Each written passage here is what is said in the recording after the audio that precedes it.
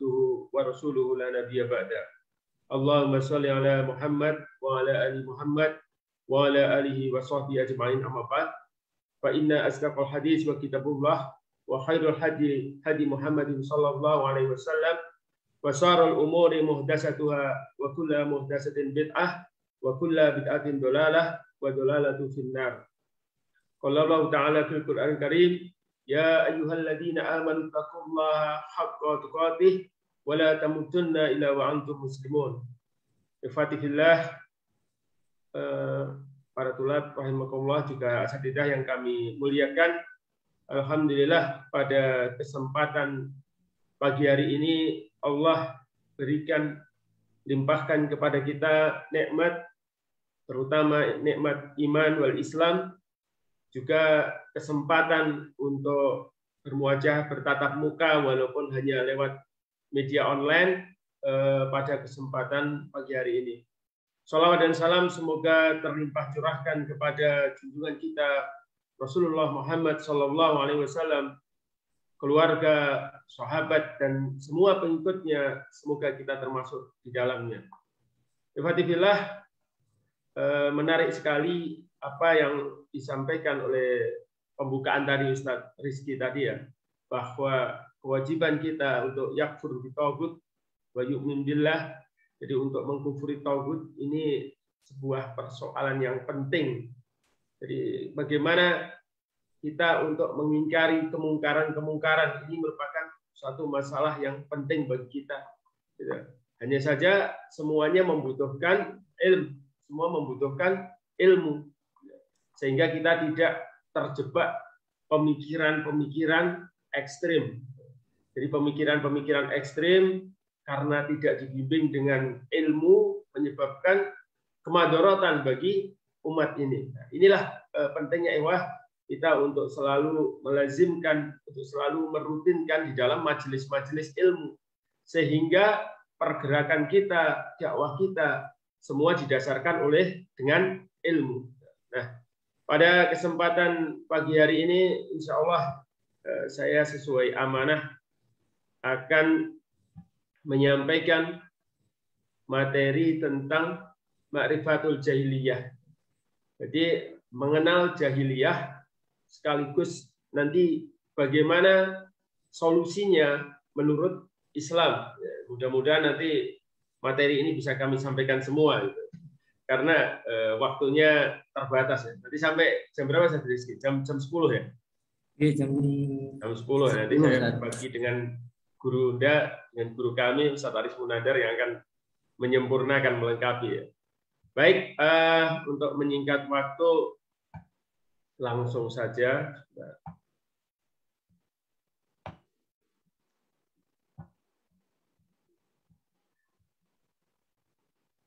Jadi kita akan berbicara tentang di paruh pertama tentang jahiliyah itu sendiri. Nah, hal ini kita buka dari perkataan dari sahabat Umar ibnu Khattab radhiyallahu anhu. Beliau berkata, innama tanqadu ural islami urwatan urwatan. Idza nasa'a fil islami man lam ya'rif jahiliyah. Jadi beliau sahabat Umar ibnu Khattab radhiyallahu anhu berkata, sesungguhnya ikatan Islam itu akan terurai satu persatu. Urwatan urwatan. Apabila di dalam Islam tumbuh orang yang tidak mengetahui perkara jahiliyah, man lam ya'rif jahiliyah.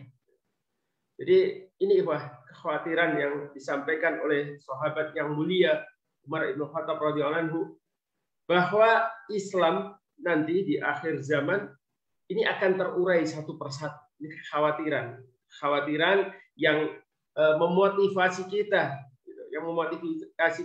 untuk mempelajari hal ini, untuk mengetahui masalah jahiliyah. Karena ikhwatifillah, hari ini di akhir zaman ini begitu banyak subuhat-subuhat yang dilontarkan oleh musuh-musuh Islam, sehingga akhirnya banyak di antara umat Islam yang terkena subuhat-subuhat tadi. Hingga mereka menganggap yang jahiliyah sebagai sebuah perkara yang islami, sebaliknya menganggap islami sebagai perkara yang harus ditinggalkan. Kami berikan contoh mudah misalnya. Jadi mereka-mereka ataupun kita yang berusaha berpegang teguh kepada Al-Quran dan Sunnah sesuai pemahaman salafus saleh, ini mereka anggap, mereka gambarkan sebagai orang-orang yang kolot, sebagai orang-orang yang jumud, sebagai orang-orang yang terbelakang. Sehingga seakan-akan Islam itu hanya layak dilaksanakan pada abad-abad lampau, pada zaman dahulu. Sekarang sudah nggak relevan lagi. Sehingga apabila Islam ingin tetap berkembang, mengikuti perkembangan zaman, maka Islam harus disesuaikan. Nah, ini. Jadi orang yang berpegang kepada Islam dianggap orang bodoh, orang jahil. Sebaliknya, mereka-mereka yang berusaha mendekonstruksi ataupun merusak pemikiran Islam, mendekonstruksi syariat, mengotak-atik syariat, justru dikatakan sebagai orang yang modern, sebagai orang yang maju. Ini tidak lepas karena mereka tidak memahami, tidak mengetahui makna dari jahiliyah itu sendiri. Nah, tentu di awal kita harus mengetahui atau takrif makna jahiliyah. Jadi kata jahiliyah atau dalam tulisan bahasa Indonesia ini jahiliyah berasal dari bahasa Arab, akar katanya dari al-jahlu atau al-jahl yang berarti bodoh. Ini masih seakar atau masdarnya sama dengan fi'il kata kerja jahala yang artinya bodoh ataupun bersikap bodoh ataupun tidak peduli. Ini makna dari sisi bahasa. Jadi penyebutan jahiliyah biasanya identik dengan keadaan sebelum diutusnya Nabi Shallallahu Alaihi Wasallam. Saat itu disebutkan manusia berada di dalam kesesatan, penyimpangan ataupun kekufuran. Ini bisa untuk melihat di dalam Mu'jam Al-Wasit atau Majma' al-Lughah, terbitan Majma' al-Lughah Al-Arabiyah. Ini makna kamus, makna dari sisi bahasa. Nah, nanti kita lihat bagaimana makna jahiliyah ini di dalam makna syar'inya. Karena sekarang juga banyak orang-orang karena ketidakpahamannya ini ditipu atau dikelabui. Jadi segala sesuatu dikembalikan kepada makna bahasanya, bukan makna syar'inya. Contoh Islam, makna Islam itu sendiri. Kita memahami bahwa makna Islam secara lughah, secara bahasa adalah berserah diri. Lantas kemudian orang-orang liberal ataupun musuh-musuh Islam berusaha mempermainkan makna kata ini. Berarti setiap orang yang berserah diri, dia adalah Muslim. Terlepas apakah dia bersyahadat ataupun tidak. Misalnya yang lagi, kata sholat. Sholat dari sisi bahasa maknanya adalah doa. Artinya mereka bawa ke dalam makna bahasa. Berarti setiap orang yang berdoa itu setidaknya adalah orang yang sholat. Nah, ini pengelabuan yang berbahaya, menebarkan subhat-subhat dengan mempermainkan kata-kata. Nah, kita lihat maknanya dari sisi syar'i. Karena seiring dengan hadirnya Islam, istilah jahiliyah mengalami pembaharuan definisi dan makna. Inilah yang disebut dengan istilah definisi terminologi syar'i atau makna syar'i. Sejak ditetapkannya definisi syar'i, maka seharusnya definisi syar'i ini, pengertian secara syariat ini lebih dikedepankan di dalam penerapannya daripada definisi secara lughawi tadi atau secara etimologis. Nah, dari definisi syar'i ini, maka istilah jahiliyah ini mengerucut sebagai lawan kata dari Islam. Jadi lawan katanya oposisinya Islam itu jahiliyah. Maka setiap apapun, baik itu berupa keyakinan, perkataan, sikap, perbuatan, dan lain sebagainya yang menyelisih Islam, atau kontra berlawanan dengan akidah dan syariat Islam disebut dengan jahiliyah, tanpa memandang sisi penerimaan dan pengakuan manusia tentang itu. Jadi tanpa orang harus menerima, loh, masa aku disebut jahiliyah, tanpa harus mengaku aku bukan jahiliyah kok. Tapi dari perkataan mereka, dari keyakinan mereka, dari perbuatan mereka bahwa hal itu menyelisih Islam, maka kita sebut bahwa perilaku itu, perbuatan itu, atau keyakinan seperti itu adalah keyakinan jahiliyah. Karena sebab apa? Sebab bertentangan dengan Islam. Kita contohkan. Jadi semisal orang mengadakan suatu kajian atau sebuah lembaga. Lembaganya diberi nama lembaga Islam. Tetapi di dalam lembaga itu dia menyebarkan pemikiran-pemikiran yang berlawanan dengan akidah Islamiyah, yang bertentangan dengan syariat, maka sesungguhnya lembaga itu adalah lembaga jahiliyah. Meskipun namanya pakai nama Islam. Ada orang mengatakan, oh ini loh busana muslimah misalnya. Namanya busana muslimah, mereknya, brandingnya muslimah. Modelnya pun bukan muslim. Tetapi busana itu membuka aurat misalnya. Menampakkan sebagian aurat. Bertentangan dengan syariat. Maka kita sebut busana itu sebenarnya jahiliyah. Begitu juga partai, sistem, ataupun apapun. Meskipun memakai nama-nama Islam, memakai label-label Islam, selama hal itu bertentangan dengan Islam, baik dari sisi akidah maupun syariah, maka sesungguhnya itu bermakna jahiliyah.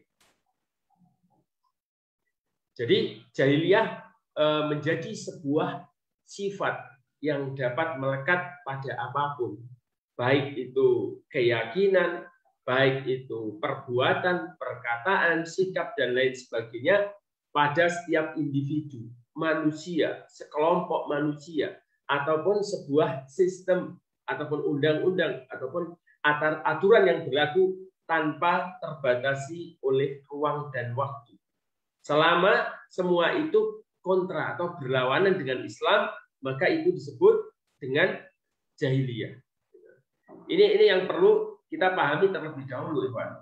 Karena ada dua syubhat yang dilontarkan oleh mereka-mereka yang tidak paham atau sengaja tidak mau memahamkan kepada umat. Yang pertama tadi, membawa makna jahiliyah kepada sisi bahasa. Jadi orang-orang itu hanya kebodohan, itu yang disebut dengan jahiliyah. Kebodohan itu yang disebut dengan jahiliyah. Coba kita bisa bayangkan, bagaimana jika ada orang-orang yang terpelajar, semisal dia bergelar S1, S2, S3, ataupun S-teler sekalipun gitu loh. Tetapi pemikirannya nyeleneh, bertentangan dengan akidah, bertentangan dengan syariat. Apa bisa disebut dia orang bodoh? Kamu kok mengatakan bodoh, sementara dia itu S3, sementara itu dia profesor doktor, kok kamu katakan bodoh? Ya nggak mungkin dong dia jahil. Nah, itu ketika dibawa kepada makna tadi dari sisi bahasa. Kemudian yang kedua, mereka menganggap bahwa jahiliyah itu hanya terjadi pada masa fatrah atau sebelum kenabian. Udah nggak ada sekarang itu masa jahiliyah. Tidak ada sekarang itu orang jahiliyah. Itu kan hanya zaman sebelum Nabi Shallallahu Alaihi Wasallam, sebelum diturunkannya Islam. Maka dengan definisi ini, artinya definisi makna syar'i ini, maka istilah jahiliyah itu bukanlah istilah untuk menyebut suatu ruang, suatu masa, suatu era, atau fatrah, sebagaimana sering disebutkan oleh sebagian kalangan untuk menyebut suatu kondisi sebelum diutusnya Nabi Muhammad SAW sebagai seorang rasul. Akan tetapi jahiliyah adalah kondisi yang dijumpai di masa lalu, di masa sekarang, dan di masa yang akan datang, selama hal itu bertentangan dengan Islam. Ini yang harus dipahami, karena memang ada kesengajaan. bahwa wah enggak, sekarang itu zaman modern, zaman terpelajar, bukan zaman jahiliyah. Kekeliruan ini memang disengaja. Kalangan pemikir Barat sering mengulang-ulang kesimpulan yang keliru ini, bahwa kita telah berada di abad 20, abad 21 sekarang, dan tidak ada kejahilian kecuali bagi mereka yang tidak mengenal tulis-menulis, tidak bisa membaca, atau tidak bertemu dengan era komputer dan internet. Jadi kalau melihat saudara-saudara kita di Afrika, Muslim Mauritania, itu Masya Allah, satu negeri Muslim di Afrika, di mana mayoritas hampir semuanya Muslim, di mana mereka banyak yang menjadi penghafal Quran di negeri Mauritania itu. Mungkin orang Barat yang anggap itu orang jahil, karena tidak kenal internet, tidak kenal baca tulis, atau saudara-saudara kita di Asia Tengah, di Bangladesh misalnya, atau di tempat-tempat lain yang mereka sangat terbelakang dengan yang namanya peradaban, tapi mereka memegang erat keislaman itu. Itu mereka pandang sebagai jahil karena tidak kenal kemodernan. Jadi mereka memahami bahwa jahiliyah itu ada zaman di mana manusia hidup jauh dari perkembangan teknologi, hidup primitif, tidak tahu baca tulis, dan segala sebutan soal keterbelakangan zaman. Ini adalah pemahaman yang keliru, karena kita memahami bahwa jahiliyah adalah lawan kata dari Islam. Nah, sekarang kita mencoba mengenal karakter-karakter jahiliyah itu seperti apa. Jadi bukan sebutannya atau bukan pengakuan, tapi kita mengenal dari karakternya. Namun jahiliyah itu juga berupa sifat yang ada pada seseorang yang sudah memeluk sekalipun, memeluk Islam sekalipun. Perilaku menyimpang dari syariat, misalnya seperti meratapi mayit, menghina suku atau menghina ras, berbangga-bangga dengan nasab, pertikaian karena fanatisme kelompok, ta'assub, kemudian tabarut, berdandan secara berlebihan, atau perilaku-perilaku buruk lainnya yang disebut oleh Rasulullah SAW dengan ungkapan jahiliyah. Sebagaimana pernah suatu ketika karena seorang sahabat Abu Dar Al-Ghifari radhiyallahu anhu pernah menghina ibu dari sahabat Bilal radhiyallahu anhu. Peristiwa ini kemudian dilaporkan kepada Nabi SAW, kemudian beliau menasihati Abu Dar. Innaka mru'u fika jahiliyah. Kamu manusia yang memiliki salah satu karakter jahiliyah. Karena waktu itu Abu Dar mungkin karena marah menghina ibu dari sahabat Bilal yang warna kulitnya hitam. Ini maka beliau disebut oleh Rasulullah. Ini peringatan dari Rasulullah. Bukan berarti Abu Dar bukan sahabat yang mulia. Kita tidak mengatakan seperti itu. Hanya Rasulullah mengingatkan karena sahabat juga bukan orang yang maksum. Jadi kamu manusia yang memiliki salah satu karakter jahiliyah. Jadi ini ikhwatibillah. Jadi seorang Muslim pun bisa jadi dengan seorang sahabat tadi pernah melakukan kesalahan seperti itu dan segera diingatkan oleh Rasulullah. Kita juga harus menghindari sifat yang seperti ini. Jadi ini yang sering ya, misalnya contohnya kalau oleh para aktivis ini misalnya fanatisme golongan, ta'assub, fanatisme kelompok, sehingga satu kelompok ini merendahkan atau menghina kelompok yang lain. Bahkan pernah dulu di zaman Rasulullah SAW, kaum Muhajirin dan kaum Ansor pun pernah berbangga-bangga pada kelompoknya. Misalnya mereka menyebut, wah ya Muhajirin, ya Ansor. Itu ditegur oleh Rasulullah. Karena itu seruan-seruan itu, walaupun istilah Muhajirin, istilah Ansor itu istilah yang syar'i, artinya ada di dalam Al-Quran. Tetapi berbangga dengan sebutan itu dilarang. Karena itu adalah karakter jahiliyah.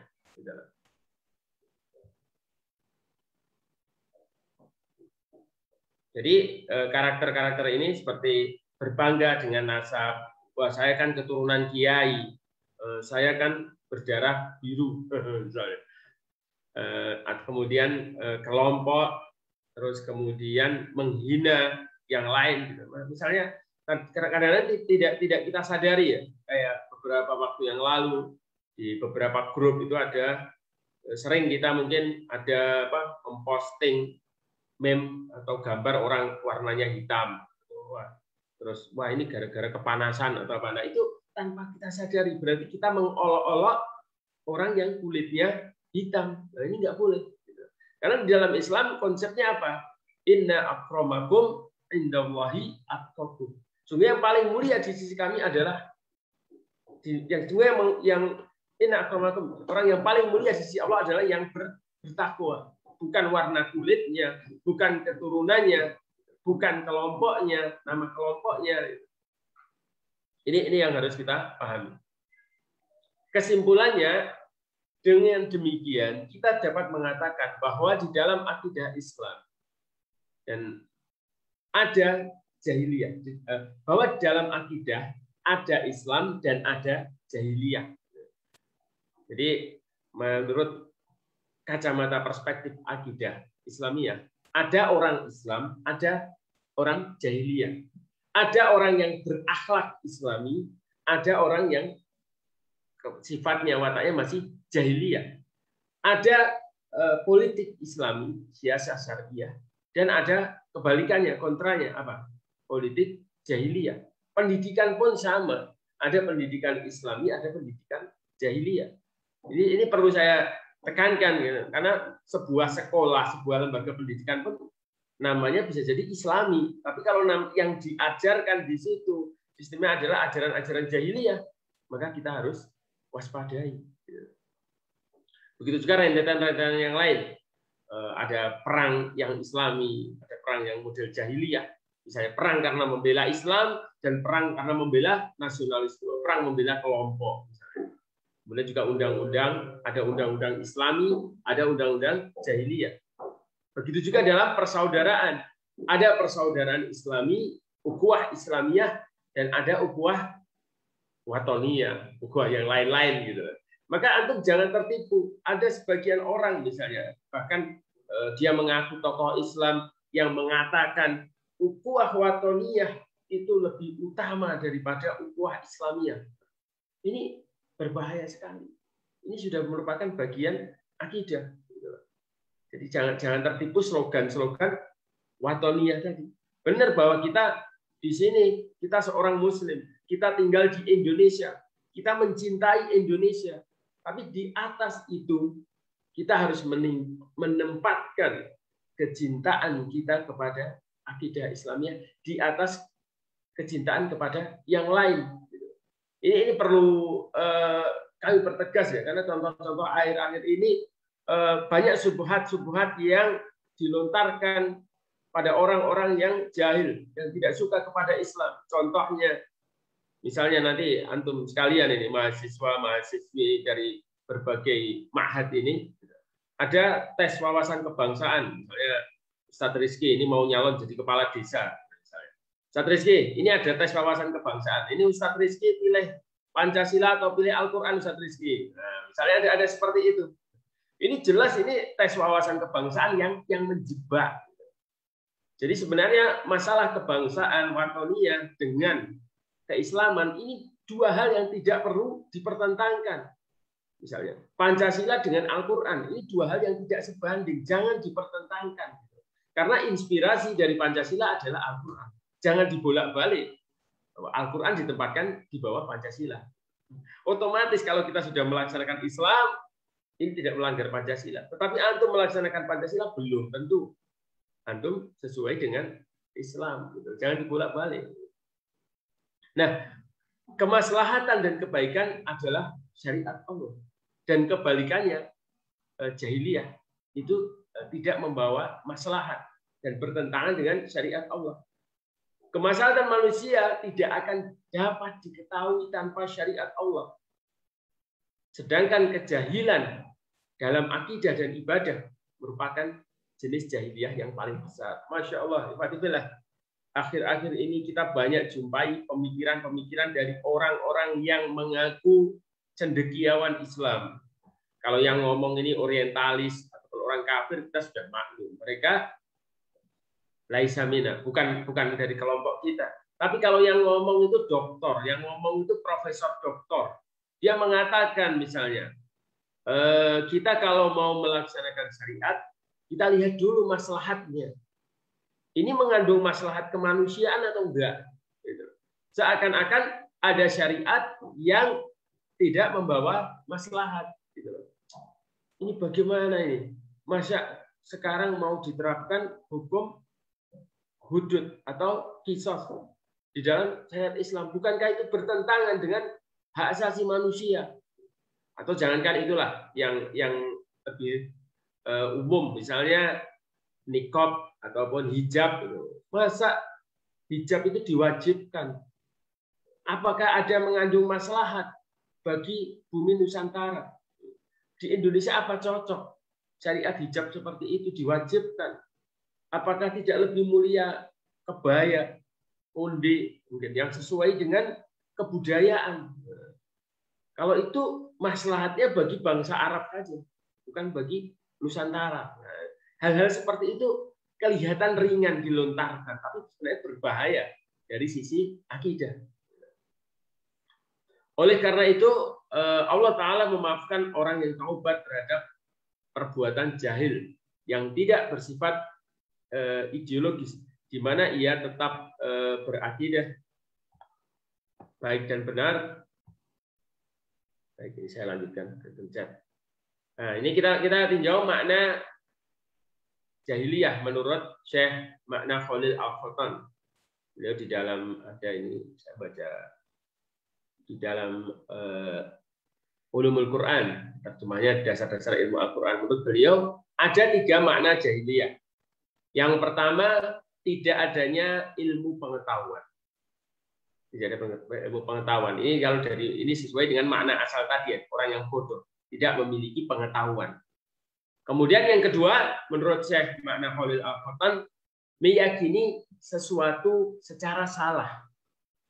Jadi bisa jadi dia tahu, tapi yang dia ketahui itu adalah sebuah kesalahan. Dia tahu, dia berilmu, tapi ilmunya salah. Kemudian yang ketiga, mengerjakan sesuatu dengan menyalahi aturan atau tidak mengerjakan yang seharusnya ia kerjakan. Ini makna jahiliyah menurut Syekh Makna Khalil Al-Khattan.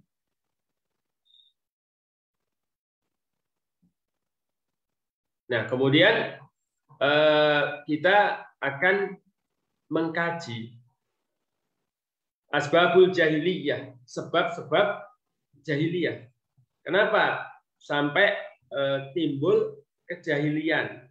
Apa sebab-sebabnya? Ternyata ada banyak sebab timbulnya jahiliyah. Kita satu persatu nanti penyebabnya asbabul jahiliyah ini. Sebab pertama, dzannus su'i billah. Dzannus su'i billah. Atau asumsi atau sangkaan-sangkaan, prasangka, dugaan yang buruk kepada Allah.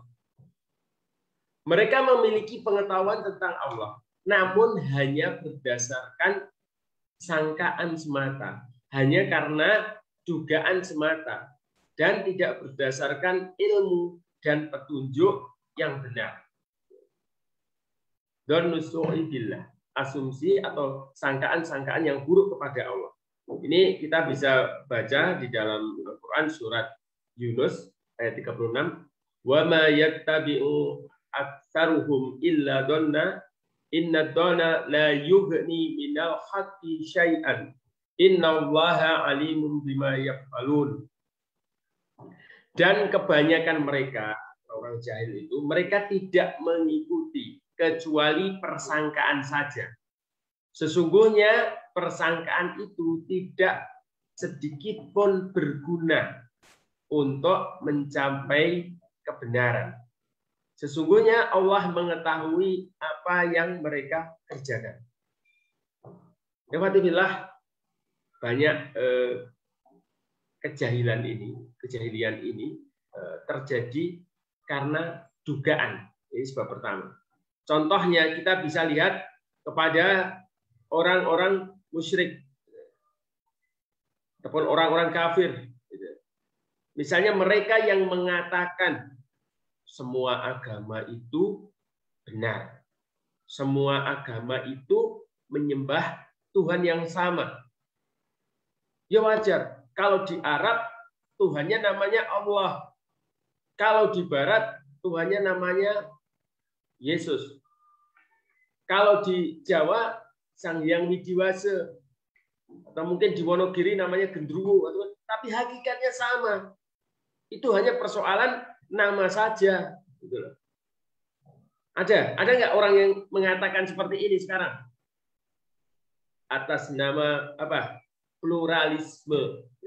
Orang menganggap ini sangkaan saja, tidak ada ilmunya. Ini kan dugaan saja. Semua menyembah Tuhan yang sama. Semua agama benar. Tuhan yang disembah itu siapa? Antum kok mengatakan semuanya sama? Apa sama Tuhan yang mengharamkan babi dengan Tuhan yang menghalalkan babi? Tuhannya jumlahnya 3 in 1. Apakah sama dengan Tuhan yang wahid, Tuhan yang satu? Ini sekarang Masya Allah, subhat ini banyak disebarluaskan. Ini sebenarnya tidak lepas di masa jahiliyah pun hal ini sudah ada. Jadi antum jangan mengira bahwa pluralisme ini hanya muncul sekarang saja. Kita lihat pada masa jahiliyah, zaman sebelum Rasulullah SAW diutus, itu orang-orang Jazirah Arab ini sudah memiliki banyak Tuhan-Tuhan. Ada Lata, ada Uzza, ada Manna, dan Tuhan-Tuhan yang lain. Itu Tuhan yang terbesar, Lata, Uzza, Manna itu. Itu Tuhan-Tuhannya banyak. Gitu. Sampai mereka dengan doktrin pluralisme ini ketika diutusnya Rasulullah SAW ini ditawarkan, ya Muhammad, gak apa-apa, gak apa bahasa Jawa Timuran ya Muhammad, gak apa-apa, saya nyembah Tuhanmu, tapi besok giliran kamu nyembah Tuhan, ya kita saling menghormati lah. Ini tawaran-tawaran di masa jahiliyah yang sekarang pun ini masih ada atas nama pluralisme demi persatuan dan kesatuan. Maka kita harus saling menghormati dan bekerja sama. Nah, ini masalah akidah. Ini tidak ada ilmunya, hanya berdasarkan dugaan-dugaan saja. Mereka tidak mau menggunakan indera mereka dengan sebenarnya. Jadi kalau di dalam surat Al-A'raf, A'udzubillahi minasyaitonirrajim, Bismillahirrahmanirrahim. وَلَقَدْ دَرَأْنَا لِجَهَنَّمَ كَثِيرًا مِنَ الْجِنِّ وَالْإِنسِ لَهُمْ قُلُوبٌ لَا يَفْقَهُونَ بِهَا وَلَهُمْ أَعْيُنٌ لَا يُبْصِرُونَ بِهَا وَلَهُمْ آذَانٌ لَا يَسْمَعُونَ بِهَا أُولَئِكَ كَالْأَنْعَامِ بَلْ هُمْ أَضَلُّ أُولَئِكَ هُمُ الْغَافِلُونَ. Dan sungguhnya kami isi neraka Jahannam banyak dari kalangan jin dan manusia, mereka memiliki hati. Tapi hati itu tidak dipergunakan untuk memahami ayat-ayat Allah. Dan mereka memiliki mata, tapi tidak dipergunakan untuk melihat tanda-tanda kekuasaan Allah. Mereka mempunyai telinga, tapi tidak dipergunakan untuk mendengarkan ayat-ayat Allah. Mereka seperti hewan ternak. Kal an'am, bahkan lebih sesat lagi. Mereka itulah orang-orang yang ghafilun, orang-orang yang lengah. Kenapa mereka disindir seperti hewan ternak, bahkan lebih sesat lagi? Karena mereka sebenarnya memiliki hati, mereka memiliki mata, mereka memiliki telinga, tapi semua itu tidak digunakan untuk memahami ayat-ayat Allah, baik ayat-ayat qauliyah maupun ayat-ayat qauliyah. Ini ikhwatillah sebab jahiliyah. Orang tidak memiliki ilmu yang benar, tetapi mereka mengklaim hanya berdasarkan dugaannya saja sebagai sebuah kebenaran.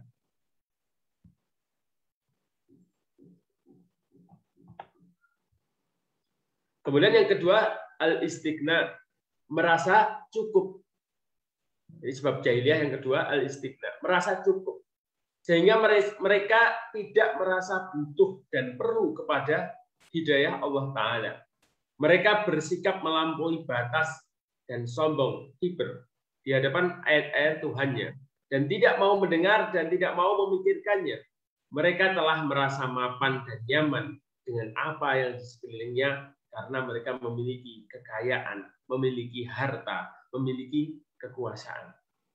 Kita lihat ikhwatifillah hari ini orang-orang jahil, salah satunya juga karena persoalan ini, merasa cukup.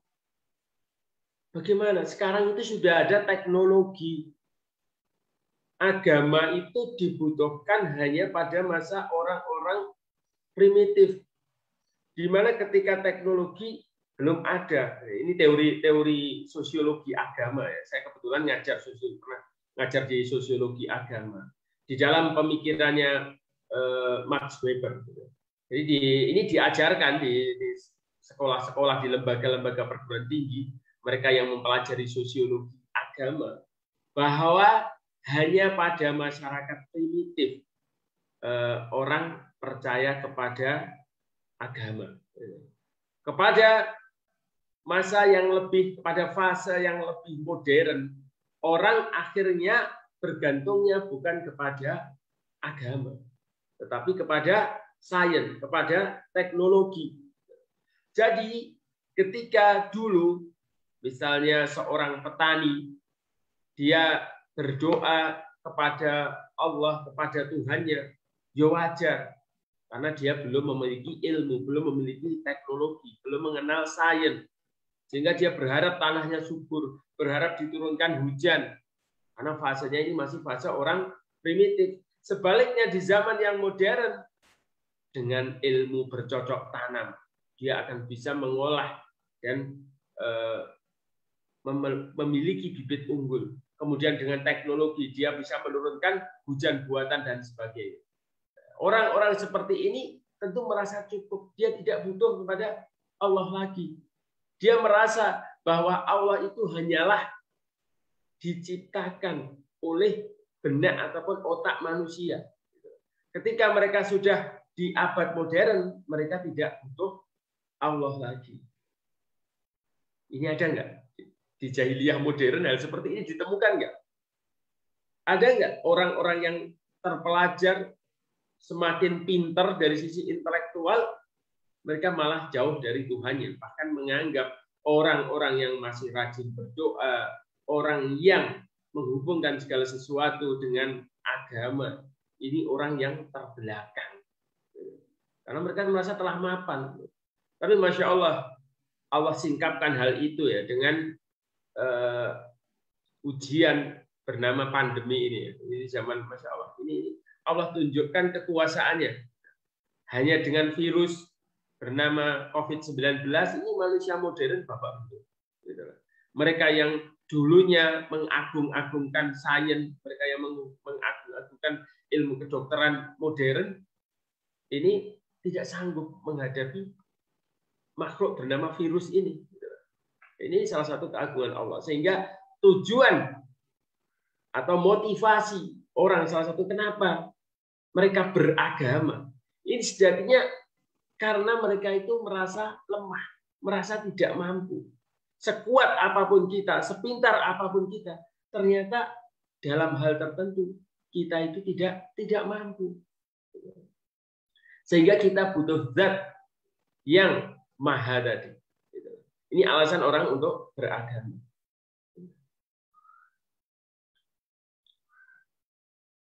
Ini kalau di dalam surat Al-Alaq, a'udzubillahi minasyaitonir rajim, kalla innal insana la yad'u ar-ra'ahu istaghna. Ketahuilah sungguhnya manusia itu benar-benar melampaui batas karena dia melihat dirinya serba cukup. Masya Allah. Ini Fatifillah, ini peringatan bukan hanya kepada mereka atau siapa, tapi juga kepada kita. Jadi jangan sampai kita sombong, merasa diri kita sudah mampu, merasa diri kita sudah cukup. Kemudian mereka juga, ini tanda-tanda sebab jahiliyah, mereka bersandar pada khurafat dan dongeng-dongeng terdahulu. Hal ini terjadi tatkala mereka telah menumpulkan peran indera mereka. Maka sebagai alternatif, mereka menjadikan cerita-cerita khayal sebagai sandaran.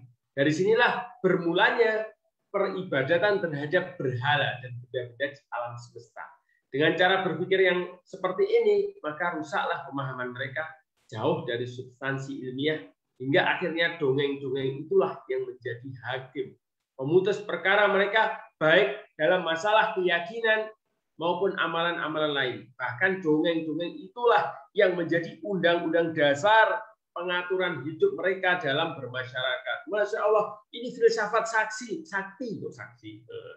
Coba, kalau sebuah undang-undang dikatakan ini hari kesaktian apa, saya nggak nyebut itu.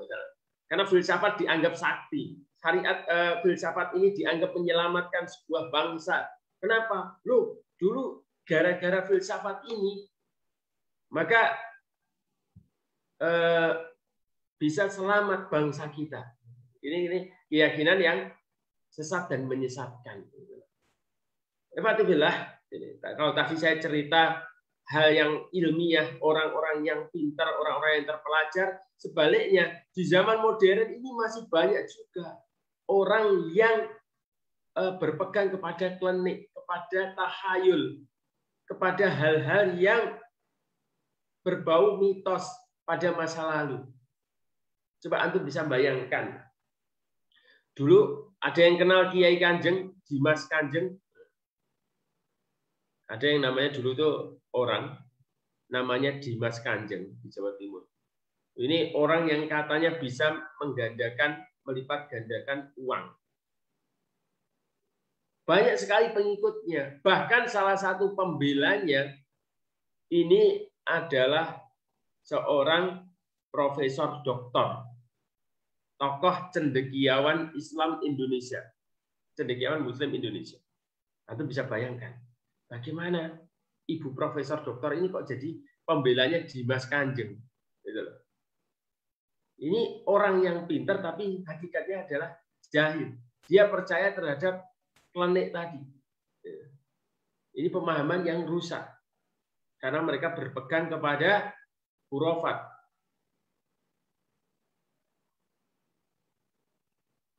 Kemudian yang ketiga, al-istikbar, tadi sudah ya. Merasa diri besar sehingga menolak kebenaran seraya melecehkan orang lain. Inilah ideologi iblis yang merasa diri lebih baik dari Adam, sehingga mereka berani menyelisih dan membangkang kepada perintah Allah Azza wa Jalla untuk bersujud kepadanya. Qala ma mana'aka alla tasjuda id amartuka qala ana khairu minhu khalaqtani min nar wa khalaqtahu min tin. Allah berfirman, apakah yang menghalangimu untuk bersujud kepada Adam di waktu aku menyuruhmu? Maka iblis menjawab, ana khairu minhu, saya lebih baik darinya. Engkau ciptakan saya dari api, min nar, sedang dia engkau ciptakan min tin, dengan dia engkau ciptakan dari tanah. Ini watibillah penyakit sombong, penyakit kiber. Ini harus kita jauhi karena ini perilaku jahiliyah. Termasuk mereka-mereka atau kita-kita yang duduk di lembaga-lembaga keislaman. Masya Allah. Saya kemarin diceritai ada seorang ustadzah itu cerita kepada saya. Ustadz, ini anak-anak ini sudah lulus Ma'had Ali. Bahasa Arabnya pinter, Al-Qur'annya pinter. Tetapi kok nggak pede Ustadz ketika saya bawa ketemu dengan mahasiswa-mahasiswa dari perguruan tinggi yang umum, yang notabene mereka sebenarnya jauh dari pemahaman teman-teman kita tadi. Nah, ini kenapa? Kenapa antum minder dengan mereka-mereka yang kuliah di perguruan tinggi umum atau perguruan tinggi Islam yang lain? Antum harusnya pede, antum harusnya punya motivasi, jangan minder. Kalau mereka sombong karena kampus mereka bagus, karena kalau mereka sombong, kalau mereka misalnya ijazahnya sudah banyak, antum nggak perlu berkecil hati. Karena antum meyakini bahwa kemuliaan kita itu bukan karena nama perguruannya. Kemuliaan kita bukan karena ijazah. Kemuliaan kita bukan karena gelar. Tapi kemuliaan kita karena ketakwaan kita. Maka ini saya memotivasi teman-teman dari berbagai ma'had ali ini, ikhwatillah, jangan minder. Selama antum berpegang teguh kepada Al-Quran dan Sunnah, selama antum menjaga Al-Quran ini, antum tetap mulia. Jangan minder. Meskipun kampus antum di pelosok. Tapi insya Allah antum akan tetap mulia selama antum bersama Al-Quran. Kemudian sebab yang keempat, rahbaniyatul mubtada'ah. Sistem kerahiban atau kependetaan yang diada-adakan. Mereka selalu menolak dalil-dalil yang qat'i, dalil-dalil yang sahih. Hal itu disebabkan taklidnya mereka kepada nenek moyang mereka. Mereka taklid buta kepada pemuka agama mereka, rahib-rahib mereka, ahli ibadah di kalangan mereka. Sekalipun ucapan dan perbuatan para pemuka agama dan ahli ibadah itu menyelisih syariat dan Rasul. Ketika dikatakan, ini tauhid ini seperti ini, seperti ini, yang seperti itu syirik. Saya katakan, loh, pimpinanku tidak mengatakan seperti itu. Dia mengajarkan seperti ini. Itu menyelisih syariat. Itu bertentangan dengan sunnah. Dia mengatakan, loh, kebudayaan, kebiasaan yang diajarkan oleh pemimpinku seperti ini. Ini timbulnya bid'ah, khurafat. Ini karena hal-hal seperti ini. Di dalam syariat kita tidak ada kerahiban, kependetaan. Tapi ada orang-orang yang terlalu mengagung-agungkan para pemimpin, para pemuka agama mereka. Dan ini menyerupai perbuatan kaum jahiliyah. Kelima, mengikuti hawa nafsu, ittiba'u hawa ahwa. Atau hawa nafsu al-ahwa yang diperbuhutkan. Jika hawa nafsu telah menguasai jiwa seseorang, maka ia terhalang dari berpikir dengan akal jernih. Jika sudah demikian, tidak ada lagi ruang bagi dalil dan bukti-bukti yang nyata. Karena nafsu akan menolak itu semua. Pada saat itulah manusia akan menjadi tawanan hawa nafsunya, sehingga ia tidak dapat lagi melihat kebenaran dan petunjuk. Maka Imam Ibnul Qayyim Al-Jauzi mengatakan bahwa fitnah itu ada dua, yaitu fitnah subuhat dan fitnatul syahwat. Jadi terkadang seseorang itu bertikai, berkelahi bukan karena perbedaan pendapat. Bukan perbedaan pendapat. Cuma Anda bisa bayangkan, gurunya sama, dalilnya sama. Tapi kenapa kok yang satu menjelek-jelekkan yang lain? Padahal gurunya sama, dalilnya sama. Tapi karena apa? Karena hawa nafsunya yang berbeda. Maka ada teman yang mengatakan, oh itu bukan beda pendapat. Saya perbedaan pendapatan. Karena gara-gara pendapatannya beda, kepentingannya beda, maka mereka bertikai, maka mereka berselisih. Ini karakter jahiliyah. Terlalu memperturutkan hawa nafsu.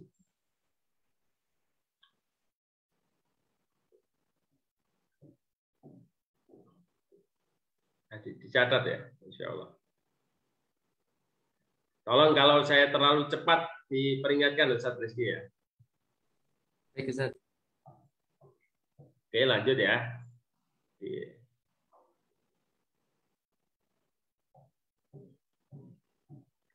Ini di dalam Al-Quran surah Al-Qasas ayat 50. A'udzu billahi minasyaitonir rajim. Bismillahirrahmanirrahim. Wa illam yastajibu laka fa'lam annama yattabi'una ahwa'ahum wa man adallu mimman ittaba'a hawahu bighairi hudam minallah. Innallaha la yahdil qaumadz zalimin. Maka jika mereka tidak menjawab tantanganmu, maka ketahuilah mereka hanyalah mengikuti keinginan mereka. Dan siapakah yang lebih sesat daripada orang yang mengikuti keinginannya tanpa mendapatkan petunjuk dari Allah sedikit pun. Sungguh Allah tidak memberi petunjuk kepada orang-orang yang zalim. Ini renungan bagi kita semua, termasuk para dai ataupun calon dai, supaya kita tidak mengikuti hawa nafsu. Mungkin dalilnya sama, gurunya sama, tapi kenapa kok kita berselisih? Karena kepentingan hawa nafsu kita. Ada ini biasanya ya penyakit, yang namanya penyakit ya. Pertikaian di kalangan umat Islam. Ini seringkali dai dengan dai, ustadz dengan ustadz, kelompok dengan kelompok. Maka ini menjadi karakter jahiliyah akhirnya. Karena memperuntukkan hawa nafsu, bukan karena dalil, kesohihan dalilnya. Kemudian mengikuti prasangka. Jika manusia jahiliyah telah kehilangan timbangan ilmiah berpikir mereka, maka sudah dapat dipastikan bahwa metode berpikir mereka akan terbangun di atas dzon, di atas prasangka mutlak, tanpa didukung dengan hujah-hujah yang nyata, dengan bukti-bukti yang nyata. Jika pemikiran mereka sudah terbangun di atas prasangka semata, maka sudah dapat dipastikan bahwa hasil akhir dari semua itu adalah kesesatan dan penyimpangan. Mereka berada dalam dzonul jahiliyah, persangkaan jahiliyah, menyangka hal-hal yang tidak benar kepada Allah saat menghadapi berbagai peristiwa yang menimpa mereka. Jadi mengikuti prasangka. Jadi maka kita harus mengikutinya berdasarkan ilmu, bukan berdasarkan prasangka. Tapi kalau orang filsafat misalnya, orang selalu filsafat, ini mendahulukan memang prasangka, atau dalam bahasa ilmiah namanya apa? Hipotesis atau dugaan. Jadi memang ini metode ilmiah ala Barat, ada filsafat Barat, bahwa segala sesuatu itu harus dibangun dengan prasangka, atau kalau bahasanya filsafat namanya skeptis, ragu-ragu. Jadi Masya Allah, subhatnya sekarang ya, saya kebetulan ngajar filsafat ilmu juga ya, untuk membantah subuhat-subuhat orang-orang kafir. Contohnya ada seorang profesor doktor Islamic Studies. Ini orang-orang Islam. Orang aslinya orang Madura. Dari sebuah pondok di Madura. Sekarang menjadi pengajar Islamic Studies di Amerika. Saya nggak usah sebutkan namanya. Nanti jadi gibah malam. Saya kasih pemikirannya saja. Nah, Profesor Doktor ini mengatakan bagaimana kita percaya sirah Rasulullah Shallallahu Alaihi Wasallam sebagaimana yang dituliskan oleh para ulama. Karena sirah yang pertama saja itu sirah Ibnu Ishaq itu ditulis 100 tahun setelah Rasulullah Shallallahu Alaihi Wasallam meninggal. Jadi apa? Subhat yang ditimbulkan pertama itu bukan kepada Al-Quran. Mereka nanti menyerang Al-Quran. Tetapi subhat yang pertama itu dari sisi pribadi Rasulullah Shallallahu Alaihi Wasallam. Mereka menimbulkan kegoncangan kita kepada sosok pribadi beliau. Jadi sejarah Rasulullah ini dibingungkan kepada kita. Terus berpegangnya pada mana? Karena metode mereka itu skeptis, ragu-ragu. Apa benar sirah itu seperti itu? Karena sirah pertama itu ditulis 100 tahun setelah Rasulullah meninggal. Nah, bagaimana bisa dipercaya? Terus kemudian dia mengajukan kita lebih mempercayai teks-teks yang ditulis dari sumber-sumber non-Islam. Maka muncullah di tahun 70-an sampai saat ini aliran Islam revisionis. Ini salah satu tokohnya profesor tadi. Jadi harus ada revisi sejarah Islam. Rasulullah Shallallahu Alaihi Wasallam dilahirkan pada tahun gajah, misalnya. Itu menurut dia salah, karena tahun gajah itu penyerangan pasukan Abrohah terhadap Ka'bah itu diperkirakan terjadi 10 tahun sebelum Rasulullah lahir. Itu kata mereka. Berarti ada banyak misteri di balik itu. Dia tidak mempercayai metode periwayatan di dalam Islam. Yang dia percayai adalah sumber-sumber non-Islam dari Yahudi, Nasrani, dan bukti-bukti tertulis yang ada pada mereka. Jadi ini memang metode filsafat Barat ya. Jadi metodenya itu adalah prasangka, menimbulkan keraguan-raguan. Jadi antum sekalian itu dibuat ragu-ragu. Antum ragu-ragu terhadap sosok Rasulullah Shallallahu Alaihi Wasallam. Setelah itu ragu-ragu terhadap Al-Quran. Setelah itu ragu-ragu terhadap hadis. Coba. Akhirnya agama itu dibangun dengan keraguan. Ini akibat apa? Nah, nanti di bab selanjutnya di manhaj talakinya itu karena salah. Manhaj talaki, manhaj penerimaan dan istidlalnya salah. Coba antum bagaimana? Belajar keyakinan kepada orang yang tidak yakin. Itu benar nggak? Belajar keyakinan. Ini kan belajar akidah.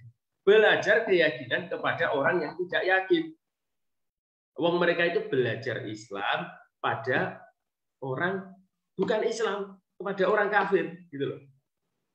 Mereka mengatakan kalau saya belajar Islam ke Saudi, belajar Islam ke Mesir, belajar Islam ke Yaman, itu jumud, itu taklid, itu terbelakang, tertinggal.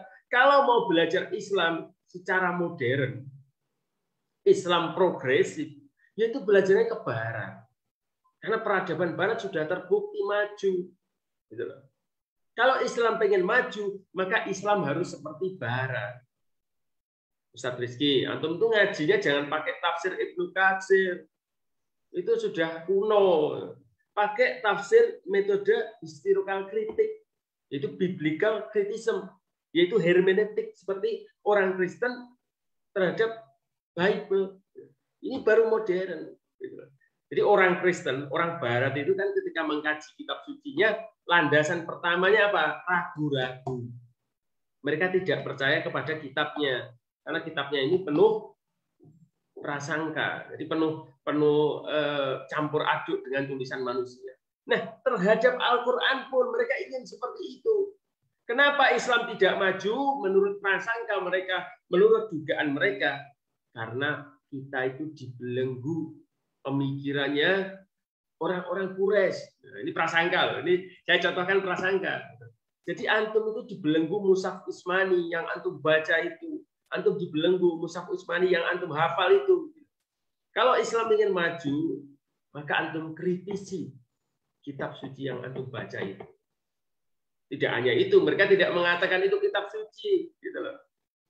Ya, kitab suci itu, Al-Quran itu yang di Lauhul Mahfuz. Kalau yang antum baca itu, yang antum hafal itu apa? Al-Quran edisi dunia.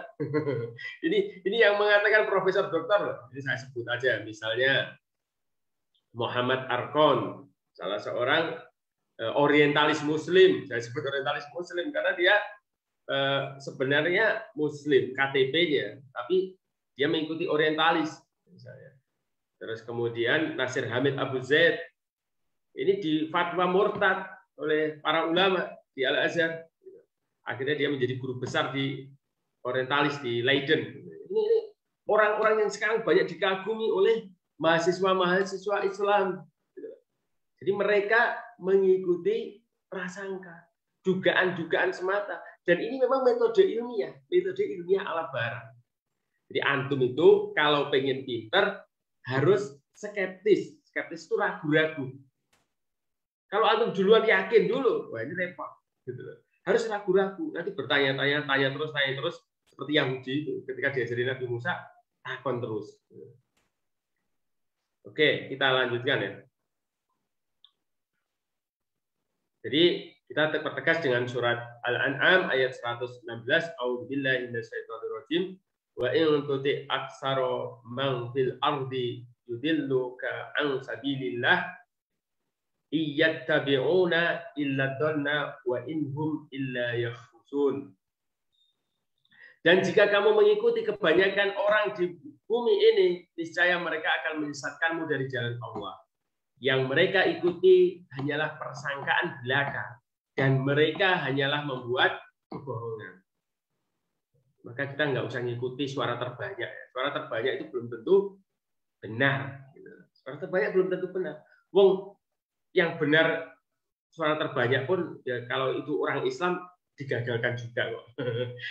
Jadi bukan kita nggak mau ngikuti demokrasi. Terkadang kita tunduk pada demokrasi, kita ngikuti demokrasi pun kalau yang menang orang Islam, ya tetap aja mereka rekayasa supaya salah. Karena mereka yang dibenci itu bukan kemenangannya, bukan taat atau tidak kita pada demokrasi, tapi taat atau tidak kita pada pemikiran mereka. Ini masalahnya.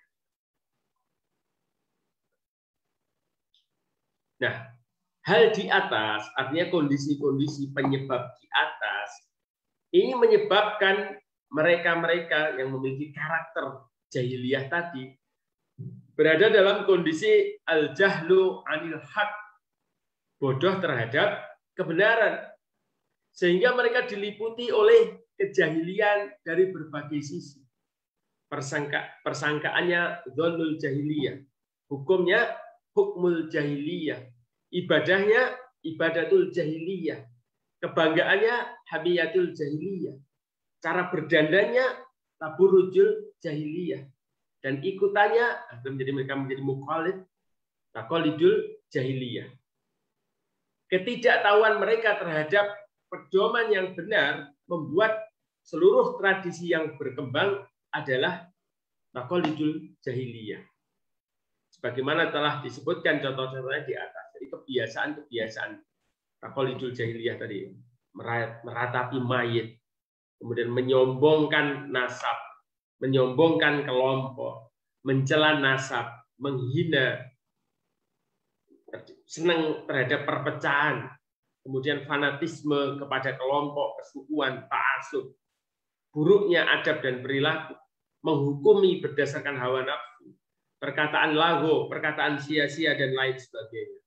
Nah ini wujud dari pemikiran jahiliyah tadi. Pemikiran jahiliyah berawal dari pemikiran, kemudian akhirnya melahirkan apa?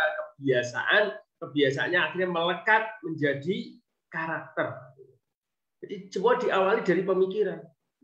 Jadi kalau pemikirannya Islami, insya Allah ke bawahnya itu Islami. Tapi kalau pemikirannya jahiliyah, nah nanti akhirnya ke bawahnya menjadi perbuatan, akhirnya melekat menjadi karakter dan tradisi. Ini yang harus kita waspadai. Nah, kemudian kita juga harus mewaspadai karena cara berpikir jahiliyah ini salah satunya adalah pemikiran materialis. Ini yang kita sebut dengan materialisme jahiliyah. Apa itu materialisme jahiliyah? Bahwa nilai dari kebenaran dan kebajikan ini didasarkan pada tolak ukur materi dan panca indera. Ini juga berawal filsafat materialisme. Ini kalau kita kaji kalau dari kacamata pemikiran Islam, ini namanya filsafat materialisme. Allah, surga, neraka, hari kiamat, malaikat dan segala hal yang gaib bagi mereka dianggap sebagai mitos, sebagai kebohongan, sebagai kebatilan. Kenapa? Karena tidak bisa dijangkau dengan panca indera, tidak bisa dijangkau dengan mata, telinga, hidung dan kulit mereka. Bagi mereka hanya hal-hal yang konkret yang bisa dijangkau dengan panca indera saja yang mereka percaya. Bahkan kalau ikhwatillah, kalau kita dua isme besar, komunisme dan kapitalisme, ini adalah ini. Jadi komunisme dan kapitalisme ini adalah sebenarnya saudara kembar. Kapitalisme dan sosialisme ini dua saudara kembar. Mereka perwujudan dari paham materialisme. Dua-duanya sama-sama ladiniyah, menafikan agama. Karena di dalam sistem pemikiran Barat, dalam sistem pemikiran sekuler, misalnya, yang kita kedepankan, yang kita sebut dengan ilmu itu apa? Yang disebut dengan ilmu itu adalah hal-hal yang bersifat empiris. Empiris itu apa? Empiris itu bisa dijangkau dengan panca indera. Sementara agama terkait dengan hal-hal yang gaib. hal-hal yang gaib tidak bisa dijangkau dengan pada indera, itu bukan ilmu. Maka agama di dalam sistem pendidikan barat termasuk pengetahuan, tidak termasuk ilmu. Agama itu bukan ilmu, tapi agama hanya pengetahuan. Maka antum kalau kuliah nanti nggak bisa misalnya metode ilmiah itu pakai hadis, pakai Al-Quran. Itu nggak masuk. Ini harus empiris. Antum buktikan Islam itu membawa ilmu sosial. Ini yang kita sebut dengan materialisme jahiliyah. Segala sesuatu diukur dengan materialisme. Nah, ringkasnya, kejahilian itu berawal dari syubhat di alam pikiran dan jiwa, nafas. Berupa akhirnya di apaldon, persangkaan, kiber, kesombongan, pemahaman, ahwa, hawa nafsu, dan ta'asub, fanatisme kita, yang akhirnya menyebabkan ketidakmampuan mengenal al-haq dengan utuh. Mereka mengalami zulumatul jahiliyah, kegelapan jahiliyah, dan terus-menerus terombang-ambing dalam waqi'ul jahili, realitas kebodohan.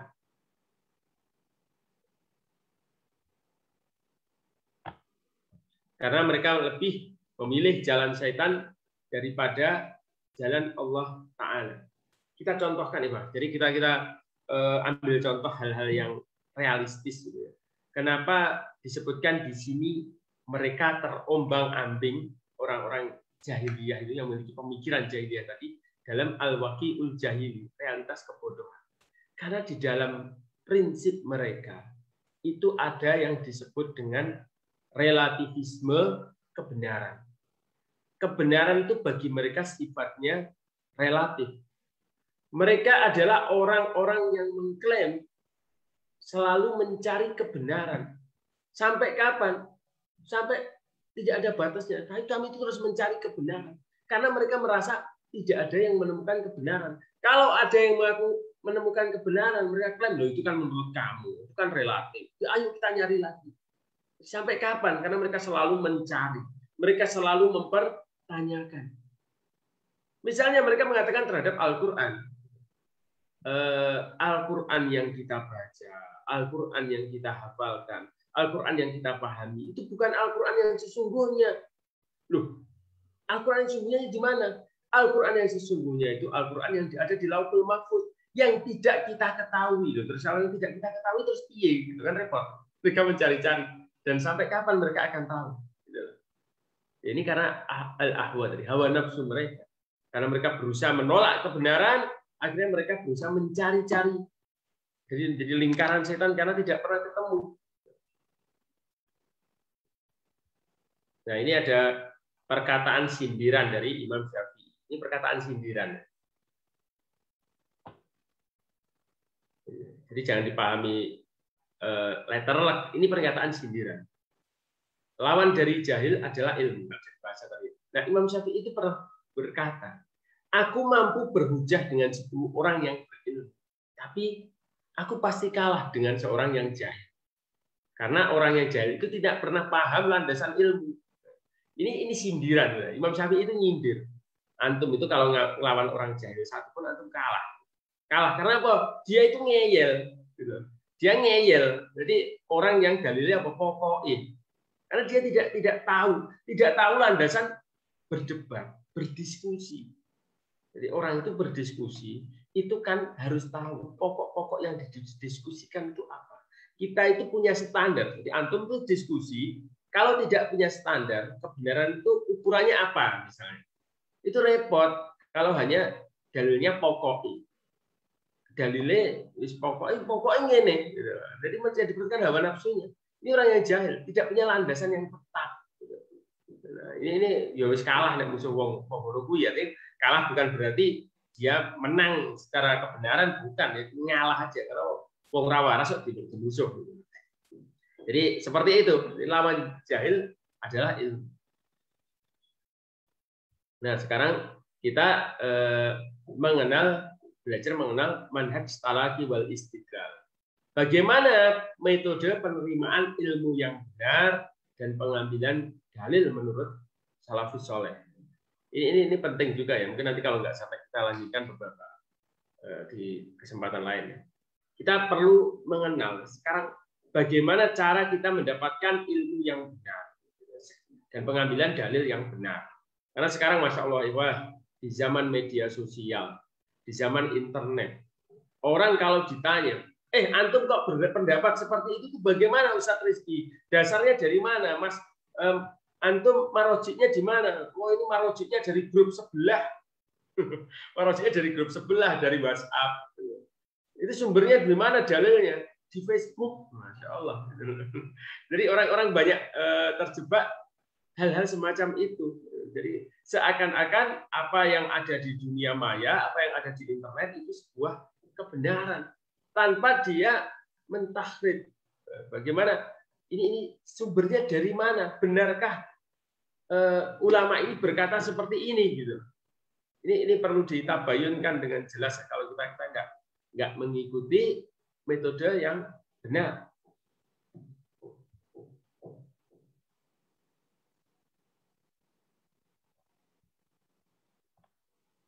Jadi kata manhaj secara bahasa berarti jalan yang lurus dan jelas.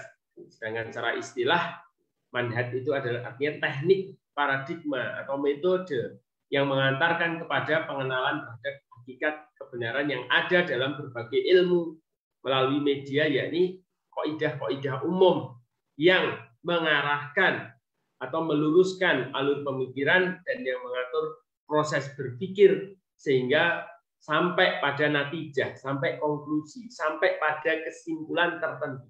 Manhaj itu berarti jalannya, metodenya. Dengan istilah lain, ia adalah qanun atau kaidah yang mengatur setiap usaha studi ilmiah di bidang apa saja.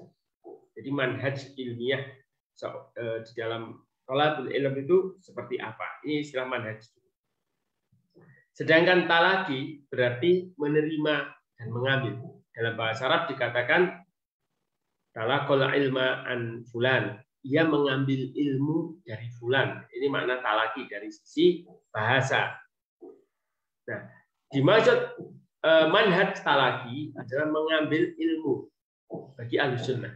Metode yang menjadi pijakan Ahlus Sunnah adalah menggali kajian agama secara umum dan menggali akidah secara khusus, baik tentang sumber pijakan, metodologi maupun tentang metode yang digunakan dalam mengambil ilmu pengetahuan agama. Masya Allah, ibadah.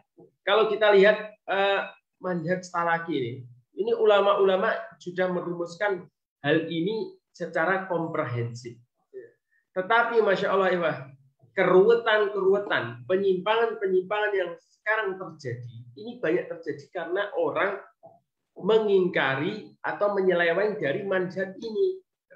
Kalau kita lihat misalnya manhaj orientalis, orang-orang yang mengikuti manhajnya orientalis.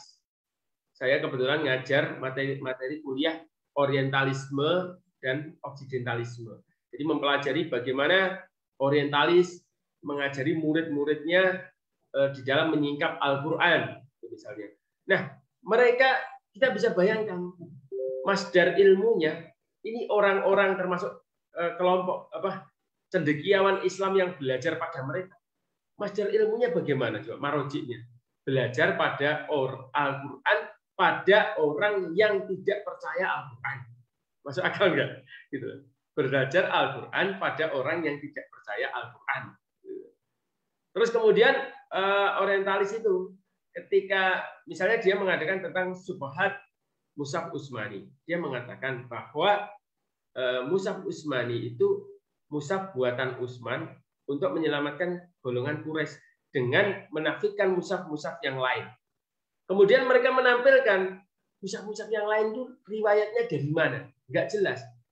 Tentu dulu jumhur para sahabat ketika menyepakati mushaf Utsmani dan mengesampingkan mushaf-mushaf yang lain itu tentu dengan pertimbangan, bukan karena like and dislike, bukan karena suka tidak suka.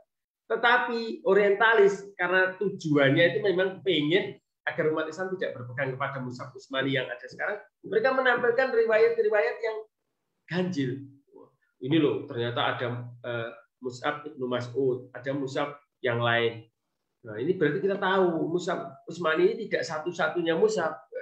Nah, akhirnya kita kan ragu-ragu. Metodologi yang seperti ini, sumber pijakan seperti ini, yang akhirnya melahirkan pemahaman-pemahaman Islam yang nyeleneh, melahirkan pemahaman-pemahaman Islam yang menyimpang. Karena metode mengambil awalnya sudah salah. Antum bisa bayangkan coba. Ada doktor, dosen syariah dari perguruan tinggi Islam di Surakarta misalnya, mengeluarkan disertasi, ini tulisan S3 tentang apa? Kebolehan, mohon maaf, hubungan seksual non marital status, kehalalan, kebolehan. Jadi orang boleh berhubungan, mohon maaf, suami istri non marital status di luar pernikahan. Hujahnya apa? Dia dengan mengkiaskan kepada konsep perbudakan. Loh, kamu pakai metode apa di dalam kias ini? Dia belajar kepada metode tafsir hermeneutik Muhammad Syahrul. Coba, ini ajaran siapa? Saya pikir gitu. Dia mengatakan loh, ini loh di zaman modern ini, selama hal itu dilakukan, selama antara diminkum, selama sama-sama ridho, ya nggak masalah. Daripada terjadi perzinaan yang merugikan pihak lain, kan mending sama-sama ridho. Naudzubillah, summa naudzubillah. Ini kesesatan-kesesatan yang timbul awalnya karena manhaj salafiyah salah.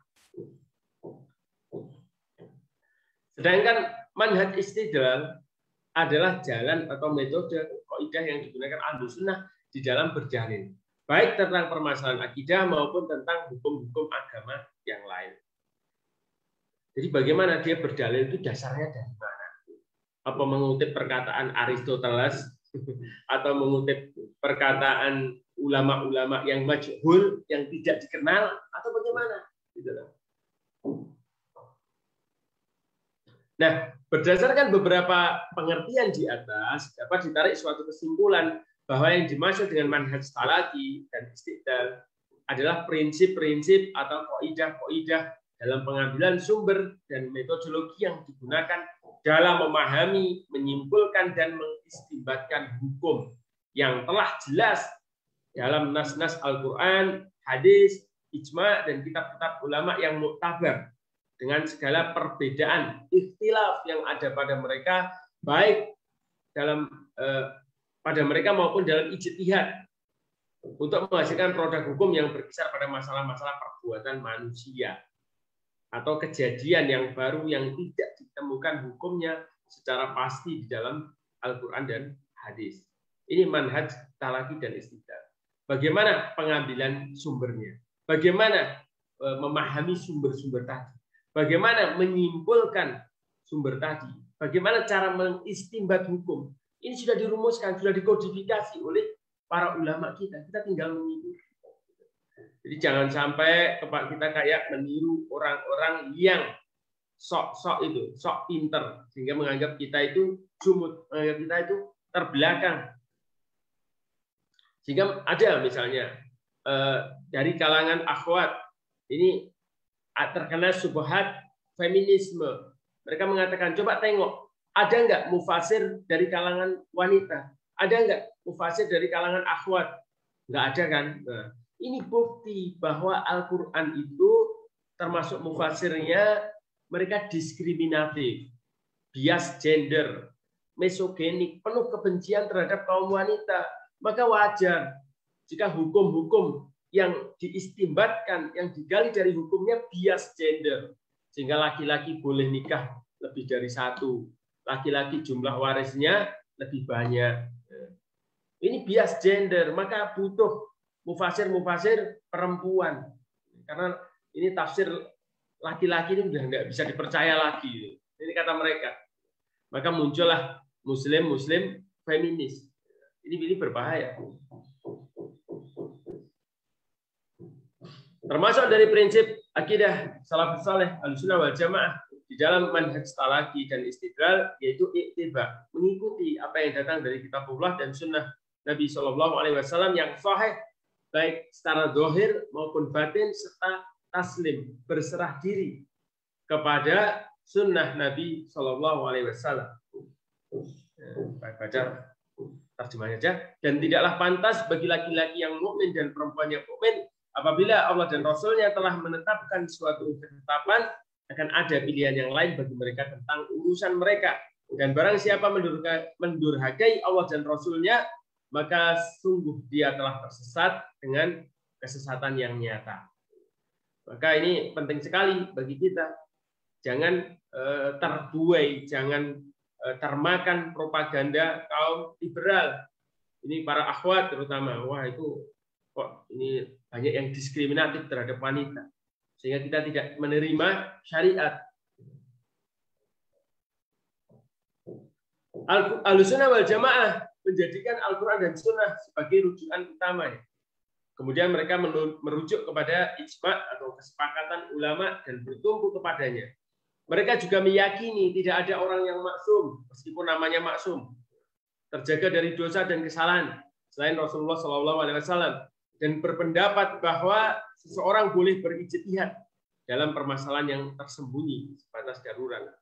Walaupun demikian, mereka tidak fanatik dengan pendapat seseorang sehingga pendapat tersebut sesuai dengan Al-Quran dan Sunnah.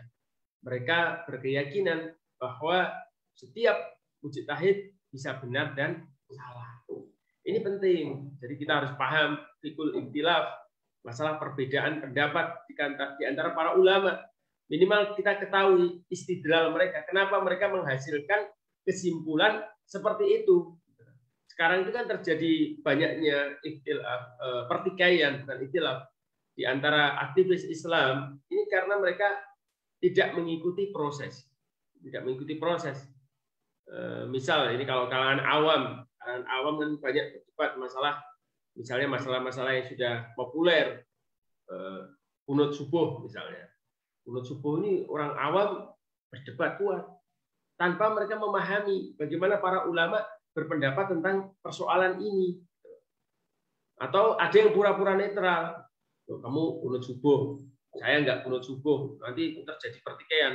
Kalau gitu mending nggak sholat saja, netral. Ada yang seperti itu gitu. Ya, ini jangan ikuti. Kita yang penting pegang pendapat salah satu, nggak apa-apa. Dengan tasamuh, menghormati pendapat yang lain, karena kita mengetahui istidlal mereka. Mereka berdalilnya kenapa sampai timbul kesimpulan seperti itu. Maka perbedaan pendapat, ikhtilaf di kalangan mereka dalam masalah ijtihad tidak mengharuskan terjadinya permusuhan maupun saling menjauh. Akan tetapi satu sama lain tetap saling mencintai, sama muslim, saling berwala, memberikan loyalitas, dan sebagian sholat di belakang sebagian yang lain. Walaupun ada perbedaan, ada ikhtilaf di antara mereka pada sebagian masalah furu'iyah, masalah yang sifatnya cabang, bukan masalah yang sifatnya usul, bukan masalah yang sifatnya pokok. Jadi selama perbedaan-perbedaan itu dalam masalah-masalah furu', kita tetap loyal, kita tetap wala, tetap mencintai saudara kita. Ini fadilah salah satu tantangan kalau kita berbicara tentang karakter jahiliyah. Bagaimana kita melihat realitas kaum muslimin hanya gara-gara beda organisasi, hanya gara-gara beda jamaah, lantas bertikai, berpecah belah. Apa bedanya dengan karakter orang-orang jahiliyah? Nah, maka di sini pentingnya untuk selalu tholabul ilm, meningkatkan pemahaman. Kalau dulu saya mukhalif, ini harus ditingkatkan. Dulu hanya ikut-ikutan saja. Sekarang harus tahu pendapat ini dasarnya seperti apa. Bagaimana sampai timbul pendapat yang seperti ini. Kemudian Ahlussunnah wal Jamaah juga berpendapat bahwa akal yang sehat ini sesuai dengan nakal yang sahih. Jadi akal yang sahih sesuai dengan nakal yang sahih. Ketika mendapatkan permasalahan, mereka mendahulukan nakal. Karena nakal tidak membawa sesuatu yang mustahil bagi akal untuk menerima. Akan tapi membawa sesuatu yang tidak diketahui oleh kebenaran oleh akal. Maksudnya nakal kadang-kadang membawa sesuatu yang tidak diketahui kebenarannya oleh akal. Karena akal itu sifatnya terbatas. Dan akal harus membenarkan nakal dari segala yang dikabarkan. Dan bukan sebaliknya. Artinya sesuatu yang tidak tahu hakikatnya, kemudian akal menolak. Ahlussunnah tidak menyepelekan kedudukan akal. Karena ia tempat bergantungnya taklif, kewajiban dalam pandangan mereka. Walaupun demikian mereka mengatakan bahwa akal tidak boleh mendahului syariat. Masya Allah, inilah perbedaan Ahlussunnah wal Jamaah dengan Mu'tazilah ataupun kelompok-kelompok lain yang menyimpang. Ada fitnah dari sebagian kelompok, misalnya kelompok liberal yang mengatakan bahwa Ahlussunnah wal Jamaah, terutama Imam Syafi'i, ini yang menyebabkan kemunduran umat karena menolak akal. Kita jawab, Ahlussunnah itu bukan menolak akal. Bahkan ketika kita mengaplikasikan suatu hadis, kita tetap juga memakai akal. Para ulama ketika mentakhrij suatu hadis itu dengan akalnya, bukan dengan dengkulnya. Jadi kita tuh pakai akal. Ahlussunnah kok nggak pakai akal? Ahlussunnah itu pakai akal. Akan memilih mana yang sahih, mana yang dhaif, mana yang maudhu, itu pakai akal, gitu kan. Bukan pakai dengkul. Jadi katakan Ahlussunnah tidak pakai akal. Tetapi Ahlussunnah wal Jamaah itu menempatkan akal di belakang nakal. Akal di belakang dalil. Dalil yang kita yakini terlebih dahulu. Entah itu masuk akal ataupun tidak. Jadi kita untuk mengetahui bahwa misalnya kalau seseorang itu bergantung kepada akal, ternyata akal itu sendiri tidak bisa menyelesaikan perbedaan-perbedaan. Kita ingat bagaimana seseorang yang menggunakan akalnya pun ini banyak sekali perbedaan-perbedaan pendapat di antara mereka. Ini menunjukkan bahwa akal itu terbatas. Akal itu sangat dipengaruhi situasi dan kondisi. Tetapi Ahlussunnah menempatkan akal itu pada tempatnya. Karena orang yang tidak berakal bagi Ahlussunnah ini tidak mendapatkan taklif, tidak memberikan beban kewajiban. Misalnya orang gila, anak kecil, itu kan belum terkena taklif. Itu untuk menunjukkan bahwa Ahlussunnah ini mengedepankan akal juga. Tapi bagaimana penggunaan akal oleh Ahlussunnah itu di bawah bimbingan nakal. Atau kalau saya mengutip perkataan Hujjatul Islam Al-Ghazali yang dikutip juga oleh Syekhul Islam Ibnu Taimiyah, antara hubungan akal dengan nakal. Imam Al-Ghazali mengatakan bahwa akal ini ibarat mata. Sementara nakal itu ibarat cahaya. Ketika akal itu sehat, ketika mata itu sehat, tetapi tidak ada cahaya yang meneranginya, maka dia tidak bisa melihat kebenaran. Coba, mata antum sehat. Antum berada di dalam kegelapan. Tidak ada cahaya setitik pun. Antum bisa nggak melihat kebenaran? Tidak bisa. Maka akal di sini membutuhkan bimbingan wahyu, bimbingan nas, karena dia ibarat cahaya. Apalagi kalau matanya sakit, meskipun ada cahaya. Kalau akalnya orang itu sakit, akalnya terganggu, meskipun ada nas, meskipun ada Al-Quran, hadis, dia akan gagal memahami kebenaran. Dia akan gagal menemukan kebenaran karena akalnya terganggu. Ini hubungan antara akal wa nakal. Nah, kita melihat ikhwatillah pada kenyataan, pada realitas kenyataan di dalam dunia Islam, bahwa hari ini masalah tadi manhaj talaki tadi, bagaimana dominasi dan hegemoni penjajahan keilmuan Barat ini terjadi di dunia Islam, termasuk bahkan sampai ke perguruan-perguruan tinggi Islam. Saya kemarin itu waktu wisuda di STIG, di Sekolah Tinggi Ilmu Al-Quran tempat kami, Dr. Hakimuddin Salim. Beliau kan dokter pendidikan Islam, salah satu dokter pendidikan Islam di Asia Tenggara yang terbaik itu. Beliau menyampaikan bagaimana realitas di lembaga-lembaga Islam ketika ditanya masalah kurikulum, ini ternyata belum benar-benar terpadu dengan materi keislaman. Mereka yang mengklaim terpadu pun ini kurikulumnya masih mengikuti kurikulum sekuler, sehingga ketika kita belajar biologi, kita belajar kedokteran, belajar geografi, belajar sejarah, ini belum menyatu dengan pemikiran Islam, belum menyatu dengan tauhid. Harusnya misal ketika seorang belajar IPA, belajar biologi, ini kan semua dihubungkan dengan tauhid. Sehingga ketika seorang menyingkap banyak penemuan-penemuan ilmiah, ini hubungannya dengan kebesaran Allah. Begitu juga dengan masalah-masalah sosial. Nanti selalu akan dihubungkan dengan pemikiran Islam. Bukan masalah yang terpisah dengan pemikiran Islam. Ini realitas.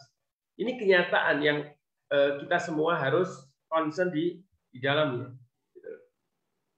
Kemudian Syed Naqib Al-Atas di Konferensi Pendidikan Islam di Mekah Al-Mukarramah tahun 1977 mengatakan bahwa salah satu tantangan di dunia Islam modern saat ini adalah the loss of adab. Hilangnya adab. Termasuk adab thalabul ilm. Jadi adab di sini jangan dipahami hanya semata kesopanan, semata etika. Tapi termasuk juga adab di sini kepada siapa seseorang itu mengambil ilmu.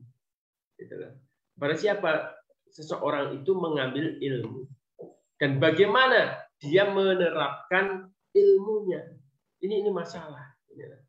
Jadi ini tantangan yang dihadapi dunia Islam kontemporer. Waktu saya masih berapa menit, Ustaz Rizky? Sudah habis nih, Ustaz. Masya Allah. Bersepuluh. Insya Allah ilmunya sudah keluar. Insya Allah. Ya sudah, mungkin gimana? Ada tanya jawab atau gimana? Karena sesinya sudah habis, juga mungkin Ustaz Aris mau potong Ustaz. Jadi mungkin dari closing statement dari Ustaz. Baik, Ikhwatifillah. Sekali lagi saya mohon maaf jika kelewatan waktunya ya tadi. Seharusnya moderator mengingatkan tadi. Intinya bahwa kita harus berpegang teguh kepada Islam dengan ilmu. Jadi kita berpegang teguh kepada Islam, kita membela Islam, semua itu bil ilm, dengan ilmu. Dan caranya bagaimana? Kita harus lurus, harus benar metode thalabul ilmnya. Jadi konsep manhaj talaqi wal istidlalnya harus benar. Kepada siapa kita mengambil ilmu. Sehingga kalau cara metodenya benar, insya Allah penerapannya nanti juga benar. Mungkin itu saja yang dapat saya sampaikan pada kesempatan pagi hari ini. Insya Allah nanti akan dilengkapi, disempurnakan oleh gurunda, guru kami, Ustaz Aris Munandar Hafizahullah. Demikian Ustaz Rizky yang dapat saya sampaikan pada kesempatan pagi hari ini. Saya juga mohon maaf dan atas segala khilaf dan kesalahan kepada para santri, kepada mahasiswa dimanapun berada. Demikian, boleh saya undur diri Ustaz? Nah,